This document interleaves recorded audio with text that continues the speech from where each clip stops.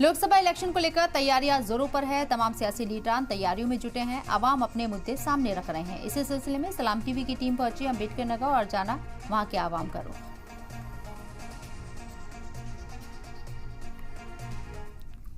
आदाब, सलाम टीवी देख रहे हैं आप। आपके साथ मैं हूं सैयद मुबशर।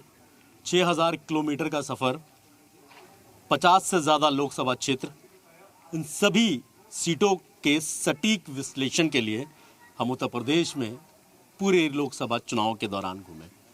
हर शख्स की, हर लोकसभा क्षेत्र की अपना अपना समीकरण है, एक अलग अंदाज है।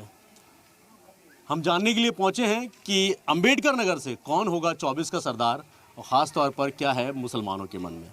कुछ लोग मेरे साथ मौजूद हैं, ये जानते हैं कि 24 के सरदार की पगड़ी इस बार यहाँ से किसको होगी, या फिर दोबारा से वही इतिहास दोहराया जाएगा। इतिहास की बात मैं इसलिए कह रहा हूँ क्योंकि अम्बेडकर नगर जो कल का अकबरपुर था, आज का अम्बेडकर नगर अपने आप में बहुत कुछ समेटे हुए। कुछ लोग मेरे साथ मौजूद हैं, एक बार बात करते हैं। सर, सर क्या नाम है आपका? सैयद एतबार हुसैन अक्कल। एतबार साहब, क्या करते क्या हैं आप? मैं मतलब ऐसे राजनीति से थोड़ा बहुत जुड़ा हुआ आदमी हूँ और कौम की परिवार पालने के लिए क्या किया जाता है वो मैं जानना चाह रहा हूँ। छोटा मोटा कारोबार है मेरा, गाड़ी चलवाते हैं। मैं जानना चाहता हूँ इस बार 24 में आप वोट करेंगे, किन मुद्दों के आधार पर वोट करेंगे इस बार? हम सबसे बड़ा मुद्दा तो बेरोजगारी, महंगाई और तमाम, और सबसे बड़ा मुद्दा ये है कि हम मुस्लिम हैं। मुस्लिम दिल मेरे दिल में भी धड़कता है। इनकी भारतीय जनता पार्टी की सभाओं को सुन करके, इनकी भाषाओं को सुन करके कोई मुद्दा नहीं इनके पास है। बेरोजगारी के मुद्दे पे बात नहीं करते, महंगाई के मुद्दे पे बात नहीं करते, बस सिर्फ और सिर्फ कहीं हिंदू मुसलमान की बात करते हैं, कहीं हिंदुस्तान और पाकिस्तान की बात करते हैं। इसी बेस पर ये वोट मांग रहे हैं और हम लोग ये मन बना चुके हैं कि इनकी सरकार को हटाने के लिए गठबंधन का जो भी प्रत्याशी होगा उसको हम मतदान करेंगे।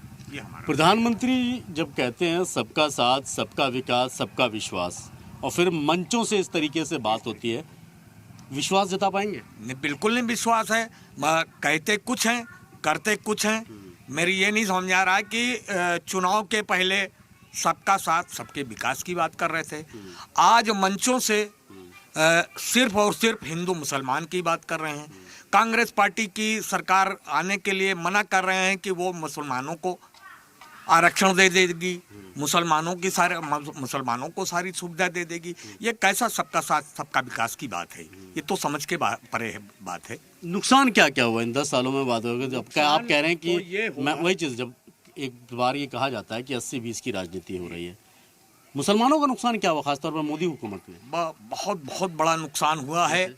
जैसे मतलब हमको कहीं चौराहे पे बोलने की आज़ादी नहीं है। मुसलमान होने के नाते हमको हर जगह दबाया जा रहा है, हर जगह कुचला जा रहा है। और मुसलमानों के साथ क्या क्या हुआ है ये सारा देश और सारा पूरा प्रदेश जानता है कि मुसलमानों को कहीं किसी चौराहे पे बोलने की हिम्मत नहीं जुटा पा रहा है मुसलमान। ये कोई आप पिछले 10 साल की बात नहीं है। 70 साल से मुसलमान हाशिए पे है और शायद अगर अपने हालात ना बदल सका तो इसी तरीके से हाशिए पर रहेगा, क्योंकि वजह उसके पीछे कई एजुकेशन की कमी, बिजनेस तिजारत की कमी, नौकरियों की कमी, इन सभी चीज़ों को लेकर जिस तरीके से बात कही जाती है उन सब में मुसलमान सबसे आगे होता है। बेरोज़गारी में भी कह लीजिए, तिजारत में कह लीजिए, अपना कोई काम रोज़गार है, या फिर किसी और सेक्टर की बात हम करें तो उन सब चीज़ों में होता है। उसके पीछे की मेन वजह यही है कि एजुकेशन का ना होना। मुस्लिम समाज के अंदर अगर 10% की बात हो तो सिर्फ 1.5% लोग पढ़ाई लिखाई, हालांकि अब जो है काफ़ी चेंजेस हुए हैं। जिस तरीके से यूथ बाहर निकला है उसमें कई सारे बदलाव हुए हैं। उस बदलाव के पीछे का वजह यह है कि अब दुनिया को अपने नज़रिए से देखने की कोशिश हो रही है, और जब आप दुनिया को अपने नज़रिए से देखने की कोशिश करेंगे तो उसके लिए आपको तालीम चाहिए, यानी तालीम के लिए अब निकल रहे हैं। जिसका सीधा सा एक एग्जाम्पल है कि इस बार यूपीएससी में 51 मुस्लिम बच्चे पास हुए। ये एक बड़ी वजह भी है। उसके लिए ख़ास तौर पर जो पिछले दौर की हुकूमतें रही हैं, आरोप उन पर भी है, लेकिन इस दौर पे भी कम नहीं है। कुछ और लोग भी एक बार बात करते हैं। सर, क्या मन में है आपका? क्या नाम क्या है? पहले तो ये मेहदी रज़ा। मेहदी साहब, करते क्या हैं आप? रिटायर हैं? रिटायर हैं? किन मुद्दों के आधार पे होगा? मुद्दा सीधी सी बात है कि देश को एजुकेशन चाहिए, लड़कों को एजुकेट करना चाहिए, और जो लड़के एजुकेट हो चुके हैं या ग्रेजुएट या पोस्ट ग्रेजुएट पड़ाव में अपने आखिरी पड़ाव में हैं, उन्हें जॉब चाहिए, जिसकी बहुत बड़ी कमी है। मैं एक चीज़ जानना चाहूँगा, जो रोजगार की बात अगर हम कर रहे हैं तो रोजगार में सिर्फ मुसलमान ही नहीं है, उसमें तो सभी लोग हैं। फिर आप ये जान लीजिए कि ये जो लोग सोचते हैं या हमारा मुसलमान ये सोचता है कि हमको ही नहीं मिल रहा है, हमको ही नहीं मिल रहा है, लेकिन ऐसा नहीं है ना, ऐसा बिल्कुल नहीं है। मुसलमान बल्कि बेहतर हुआ है, क्योंकि मुसलमान जो है वो कभी भी किसी चीज़ से डरता नहीं। देखिए, ये साफ तौर पर कहा जाता है कि खुदा ने भी उस कौम की हालत नहीं बख्शी जिसे खुद ना एहसास हो अपनी हालत बदलने का। ये सिर्फ मुसलमानों पे लागू नहीं होता, उसके पीछे की वजह है जो पिछड़ा समाज है, दलित हैं, SC ST OBC, जो ये समाज है राजनीतिक हाशिए पे हमेशा रहे हैं, वो चाहे मुसलमान हो चाहे ये पिछड़ा समाज हो। लेकिन सबसे अहम वजह है, वोटर भी सबसे बड़े यही हैं, क्योंकि आलीशान कोठियों में और AC के बंद कमरों में गर्मी तड़पती धूप में कोई अमीर शख्स वोट डालने ना के बराबर जाता है। जैसा कि हमने अभी 5 चरणों में देखा, ये बताता है कि अगर 50% के आसपास वोटिंग होती है तो इसका मतलब सरकार से कहीं ना कहीं नाराज़गी है। अगर सरकार के काम से खुश होते तो ये वोटिंग परसेंटेज कहीं 65 या 75 से ऊपर होता, जैसा कि आपने कश्मीर में 5वें चरण के चुनाव देखा। कुछ युवा हैं, उनसे भी बात कर लेते हैं, क्योंकि युवाओं के ऊपर दारोमदार कहा जाता है देश का है, उनका ऊपर किसका दारोमदार है वो जान लेते हैं। क्या नाम है आपका? रेहान जैदी। रेहान साहब करते क्या हैं? अपना काम है, अपना काम है। सही चल रहा है? सरकार में कुछ सही नहीं चल रहा तो हमारा काम कहाँ सही चलेगा? ऐसा क्यों, क्या वजह लग रही है? सरकार की पॉलिसी जो है वो, जैसे आज से 10 साल पहले जो हिंदुस्तान सरकार की पॉलिसी रहती थी, वो पैसा नीचे फ्लो होता था, नीचे से ऊपर जाता था, मार्केट में पैसे आते थे, तो हर व्यापार वाले उनको भी पैसा आता था। अभी सरकार की हुकूमत ने क्या किया है कि वो चंद उद्योगपतियों तक सीमित है, देश की सारी अर्थव्यवस्था कुछ के हाथ में चली गई है, जबकि गरीब और गरीब हो रहा है, अमीर और अमीर हो रहा है। तो क्या है फिर इस बार, क्या मुद्दे क्या हैं? और मुद्दे तो खैर आपने बता दिए कि इस तरीके की बेरोजगारी है, क्या मन में क्या है खासतौर पर मुसलमानों के? देखिए, मुसलमान क्या इस वक्त इस चुनाव में हिंदुस्तान की जो आम आवाम है वो हिंदू मुसलमान से ऊपर उठ के वो हिंदुस्तान का सोच रही है, ना हिंदू ना मुसलमान। इस चुनाव में वो हिंदुस्तान के लिए, यहाँ की आवाम के लिए, यहाँ के विकास के लिए, यहाँ खुशहाली के लिए एक तरफा मत हो रहा है। पिछले लास्ट जितने चरण होते आए हैं उसको आप देखेंगे तो वही हाल यहाँ पे भी। हिंदुस्तान में इस बार हुकूमत बदलना लाजमी है, क्योंकि देश बहुत ही विपरीत परिस्थितियों से गुजरा है। देश का लोकतंत्र, एक लोकतांत्रिक देश की खूबसूरती यही है कि जिस हिंदुस्तान को हम हिंदुस्तान कहते हैं वो एक गुलदस्ता है, और उस गुलदस्ता में तरह तरह के फूल हैं। वो फूल हिंदू भी हैं, वो मुसलमान भी हैं, वो सिख भी हैं, वो ईसाई भी हैं, और अगर इनको कौम के नाम पर ही बांटा जाता है तो गुलदस्ता नहीं कहा जा सकता उसको। कुछ और लोग भी हैं, मुद्दों की बात कर लेते हैं, क्योंकि आते सर क्या नाम है आपका? रियाज हुसैन। रियाज साहब करते क्या हैं आप? मैं तो यहाँ के हालात को देख करके देश परदेश भाग गया था। अच्छा, अब हाथ पैर नहीं चल रहा, फिर चला। देश की GDP मजबूत करने के लिए बाहर थे मतलब? हाँ, गया था। पैसा तो भेजते थे ना? हाँ, पैसा तो भेजते थे। तो देश की GDP मजबूत कर रहे हैं ना, जब बाहर हाँ, पैसा आ रहा है। बिल्कुल बिल्कुल।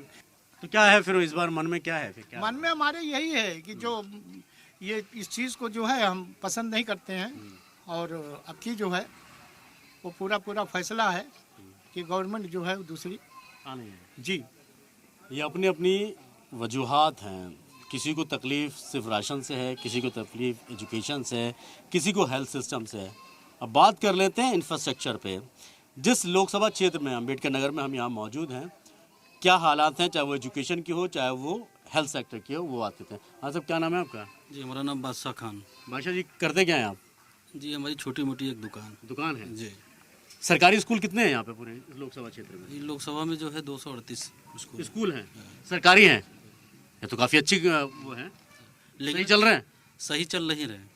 अच्छा, उसमें शिक्षा, चिकित्सा और जो तमाम योजनाएं हैं उसमें ठप हैं। अच्छा। और सरकार की जितनी योजना आती हैं वो केवल जो है प्रशासनिक लोग और अधिकारियों पर रह जाती है। वो जनता और जो शिक्षक और छोटे बच्चों, जो वहाँ के जो स्कूल के बच्चे हैं उन तक नहीं पहुँच पाते। अच्छा। हाँ, और जो भी जो है उन लोग के लिए राशन, तो सांसद ने इस सब चीज़ों के लिए कभी कुछ किया नहीं? कभी नहीं ध्यान दिया। कौन है सांसद आपके? यहाँ के सांसद रितेश पांडे जी। अच्छा, तो उन्होंने कभी कोई काम नहीं किया क्या? नहीं, कोई अगर कोई काम किया हो तो बताइए आप। जनता यहाँ खड़ी है, सभी से पूछ कोई नया स्कूल, नया कॉलेज या कोई हेल्थ सिस्टम के लिए कोई हॉस्पिटल वगैरह कुछ? नहीं, कुछ काम नहीं किया। कुछ नहीं हुआ? कुछ भी काम होगा ना, कुछ तो वजह यही है, वजह यही है कि हर कैपिटलिस्ट को डर लगा हुआ आएगा, ओके। और उस डर से बचने के लिए हॉस्पिटल कितने हैं सरकारी यहाँ पे? छोटे छोटे समझ लेते तो एक पीजीआई जो सपा के ज़माने में, बहन जी के ज़माने में खुली थी, वो है, एक डिस्ट्रिक्ट हॉस्पिटल है, और एक जो ये है बस आप सब जहाँ खड़े हैं बस। आबादी कितनी है भाषा यहाँ की? आबादी लगभग यहाँ जो है पूरे लोकसभा की पूरे लोग 16 लाख। 16 लाख में 3 अस्पताल हैं सिर्फ? तीन। अम्बेडकर नगर में 3 अस्पताल है, मेडिकल कॉलेज। Medical college. तो वो मतलब ठीक है, स्वास्थ्य सेवा सही ठीक है? नहीं, स्वास्थ्य सेवा अगर सही होती तो काहे जो सब लोग यहाँ खड़े होते। स्वास्थ्य नहीं, यहाँ तो खड़े हुए प्रोग्राम के कर रहे, तो ऐसा मत कहो यार, किसी में बिल्कुल मुंह मत डाल दो। नहीं, सब बताने के लिए खड़े हैं कि स्वास्थ्य यहाँ सही नहीं है। चलिए बताइए किसको क्या दिक्कत है, मैं वही जानना चाहूँ। चाचा क्या नाम है आपका? मेरा नाम मोहम्मद हनीफ है। खाली मुझे यही तकलीफ है कि मेरी सरकार जो है 1 किलो राशन हमको हर महीना कार्ड पर कम देती है। अच्छा, सबसे बड़ा तकलीफ यही है। हर जितने कोटेदार यहाँ के हैं, तकलीफ क्यों है? काहे 1 किलो कम देती है, जो सरकार के 1 कार्ड में किलो काट लेती है। काहे काट ली है का मतलब जोगी कटवाते हैं। नहीं, मैं समझा, आपकी बात नहीं समझा, मुझे थोड़ा सा सही तरीके से। एक आपका कार्ड है, आपके नाम पे है, आपको महीने में कितना राशन मिलता है? हमको जितना मिलना चाहिए 1 किलो कम देती है। अरे कितना मिलता था वही तो? जैसे 1 यूनिट में 5 किलो मिलता है, एक कार्ड में जैसे 5 यूनिट का कार्ड है, तो 25 किलो हुआ तो 1 किलो कम देती है। क्यों? ऊपर से आदेश है। ये किसने कहा? अभी तो कोटेदार कहीं आदेश नहीं है ऐसा तो। कोटेदार ने कहा, कोटेदार को पकड़ो फिर। हम क्यों पकड़? विधायक जी क्या कह रहे हैं? विधायक जी से शिकायत विधायक क्या, कोई सही में कहता, कहा विधायक जी भी मिले हैं क्या? कोई ना संसद आवे।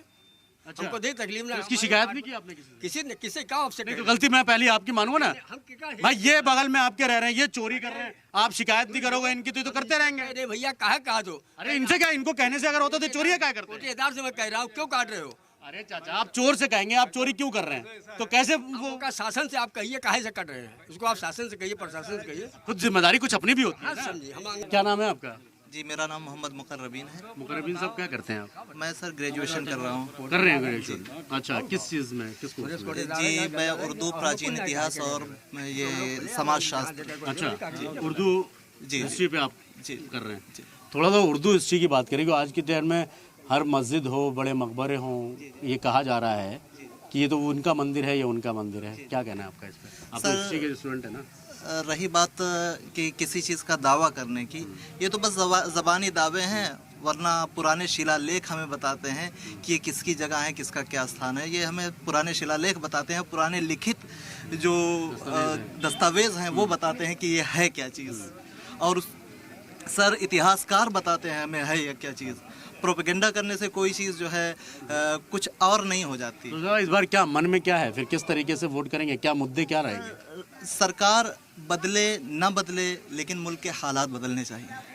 वाह, बहुत बढ़िया बात। इस बात पे तो कम से कम ताली रखिए। सरकार बदले या ना बदले, मुल्क के हालात बदलने चाहिए। और जाहिर सी बात है, जब मुल्क के हालात बदलेंगे तो आम जिंदगियां अपने आप बदलनी शुरू हो जाएंगी। बहुत बढ़िया बात आपने की। स्टूडेंट आप हिस्ट्री की पढ़ाई कर रहे हैं, इस वजह से शायद कुछ ज़्यादा लग रहा है, इंटेलेक्चुअल तौर पर बात कर रहे हैं आप, हैं? अभी तो फिर क्या मन में क्या बनाया, क्या सोचा है? सर वोट किन आधार पे करेंगे? वोट सर विकास के आधार पर, और जो भी जन समस्याएं हैं जो उनको दूर करने का कार्य करने की कोशिश करेंगे। हम ऐसे लोगों को जो है इंशाल्लाह लाने की कोशिश करेंगे। चलिए, बहुत अच्छी बात है। और बहुत अच्छी बात है कि सरकार किसी की भी रहे, देश के हालात बदलने चाहिए। हालात भी तब बदलते हैं जब आप जागरूक होते हैं। और सबसे बड़ी वजह यह है कि चाहे वो व्हाट्सएप यूनिवर्सिटी हो या जिस तरीके का प्रोपेगेंडा फैलाया जाता है किसी भी राजनीतिक दल का, मैं किसी पर्टिकुलर का एक का नाम नहीं ले रहा हूँ, उनके ज़रिए फैलाए हुए उस जहर को, उस खाई को भरने का काम अगर आपको करना है तो आपके पास अधिकार है। एक दिन, यानी 365 दिन में से 364 दिन तो किसी एक के हो सकते हैं, लेकिन एक दिन आपको वो अधिकार मिलता है जब आप अपनी उंगली का इस्तेमाल करते हैं और अपने आने वाले कल और अपने बच्चों के कल के लिए एक ऐसी सरकार चुनना चाहते हैं जो आपका कल सुधार सके। और भी कुछ लोग हैं, बात करते हैं। सब क्या नाम है आपका? मोहम्मद हफीज़। रोजगारी का मुद्दा है जो है, ठीक है, कोई रोजगार नहीं है, मेहनत मजदूरी करते हैं जो है, और फिर ये सरकार में 10 साल हो गया जो है, जो बोले इन्होंने कुछ किया नहीं जो है गरीबों के लिए, ठीक है। अब जैसे देखिए हम यहाँ रह रहे हैं, कमा खा रहे हैं, मोटा महीन काम कर रहे हैं जो। मेरा मकान जिला कह रहे हैं ये ग्राम सभा अमरतल, ठीक है। मकान फकान सब गिरा हुआ है, न कोई आवास है न कुछ है। कॉलोनी नहीं आई? कोई नहीं आई, कुछ नहीं आई। और क्या मुद्दे रहेंगे आपके कि इस बार वोट करना है जो आपको? अब वो वोट जो यही मुद्दा है कि जब कुछ मिल नहीं रहा है, जब सरकार कुछ कर नहीं रही है, तो मुद्दा बस यही है कि अब क्या करेंगे। जो गरीब के लिए जो करेगा उसके साथ रहेंगे, उसको वोटिंग करेंगे, बस यही मुद्दा। आपका क्या नाम है आपका? राम कुमार पाल। पाल साहब करते क्या हैं आप? वकालत करता हूँ। वकालत करते हैं तो रोजगार का तो आपके लिए मुद्दा होगा नहीं? नहीं, रोजगार क्यों नहीं मुद्दे हैं? हर रोजगार। बताइए फिर किन मुद्दों के आधार पर वोट होगा इस बार? देखिए, सबसे बड़ी चीज़ है इस समाज के लिए, देश के लिए, चिकित्सा, स्वास्थ्य और शिक्षा। और जो वर्तमान सरकार है इसने शिक्षा का बाजारीकरण कर दिया है। शिक्षा, हाँ, अब जो फीस 100 रुपये लगती थी आज 4000 हो गए। इस तरह से आम आदमी अपने बच्चों को नहीं पढ़ा सकता। तो जब शिक्षा ही बच्चों को नहीं मिलेगी, और शिक्षा के साथ साथ रोजगार क्या है? नौकरी नहीं है, सरकारी नौकरी नहीं है, सारी चीज़ें प्राइवेटकरण हो रही हैं। चाहे वो जिस विभाग के देख लीजिए, कहीं नौकरी के वैकेंसी निकल रही थी, लीक हो जा रहा, पुलिस निकला था बैक हो गया, आरोप निकला था बैक, सब लीक हो गया। इस तरह से ये सरकार चुनाव के दौरान नौकरियां निकाल करके गुमराह करती है। जैसे 2014 मोदी जी ने कहा कि हमारी सरकार बनी तो हम स्विस बैंक से या विदेश से जो काला धन जमा है ले आएंगे और हर भारतीय को खाते में 15 लाख देंगे। अरे महाराज, अभी 10 साल से अब कहाँ हो जाएगी चीज़ पर? उसमें क्या तो दिया गृह मंत्री, तो सब जुमले हैं। तो जुमले हैं, तो इस बार भी वो जुमले ही बोल रहे हैं। तो इस बार मन में क्या है? मन में यही है, इनको हटाना है। अच्छा, बदलाव। चलिए, ये अपनी जिम्मेदारी। हाँ। जिला अस्पताल में जाते हैं, वहाँ पर्ची कटाते हैं, दिखाते हैं, सब बाहर की दवा लिख देते हैं, बोलते हैं कोई ये जो गठिया है। अच्छा, ये समस्या हमको उत्तर प्रदेश के तकरीबन 30 से ज़्यादा जो लोकसभा क्षेत्र हैं जहाँ पर ऐसे सरकारी हॉस्पिटल हैं, उसकी सबसे बड़ी शिकायत यही है। सरकार के सामने भी इस बात को मैं रखना चाहूँगा कि सरकारी अस्पताल बना दिए, डॉक्टर बिठा दिए, लेकिन जो दवाएँ वहाँ आपने फ्री में आम जनता के लिए भेजी थी वो नहीं मैसर होती हैं, बाहर से लिखी जाती है। सबसे बड़ा मुद्दा है कि ये भी सोचना चाहिए। तो आपको वहाँ पे कोई दवा नहीं मिलती। खाली क्या देते हैं, गैस की दे देते हैं, बाकी जो है, और ये हल्की फुल्की दर्द की रहती दे देते हैं, बाकी कोई दवा मिलती नहीं, सब बाहर से ले 2-2 हज़ार 3-3 हज़ार। हम गरीब आदमी कम परिवार चलाएंगे, साले का अस्पताल से कुछ नहीं मिलता, कोई दवा नहीं मिलती। ये बड़ी समस्या भी है कि उसके पीछे की वजह। जब मैं आपके पास, आप कुछ कहना चाह रहे थे? मैं बाबा बात है कि लोगों को जागरूक होना चाहिए। वक्त के साथ साथ चलना और बदलना नियति है, यानी प्रकृति का नियम है। अगर आप वक्त के साथ चलेंगे तो वक्त आपका साथ देगा, और अगर आप वक्त से पीछे हो गए तो फिर उसको पकड़ पाना बहुत मुश्किल हो जाएगा। हालांकि जिस तरीके से, चाहे वो इंडिया गठबंधन हो या फिर एनडीए हो, जोर आजमाइश दोनों लोगों की तरफ से, दोनों पार्टियों की तरफ से है। 4 जून को नतीजे बताएंगे कि आखिर किसका पलड़ा भारी रहा। क्या वाकई जनता ने इंडिया गठबंधन को चुना है या फिर दोबारा से मोदी सरकार पर एक बार भरोसा जताया है। 24 सदार में फिलहाल मुझे दीजिए इजाज़त। अगले सफ़र में एक नई लोकसभा से रूबरू कराऊंगा। तब तक आप देखते रहिए सलाम टीवी।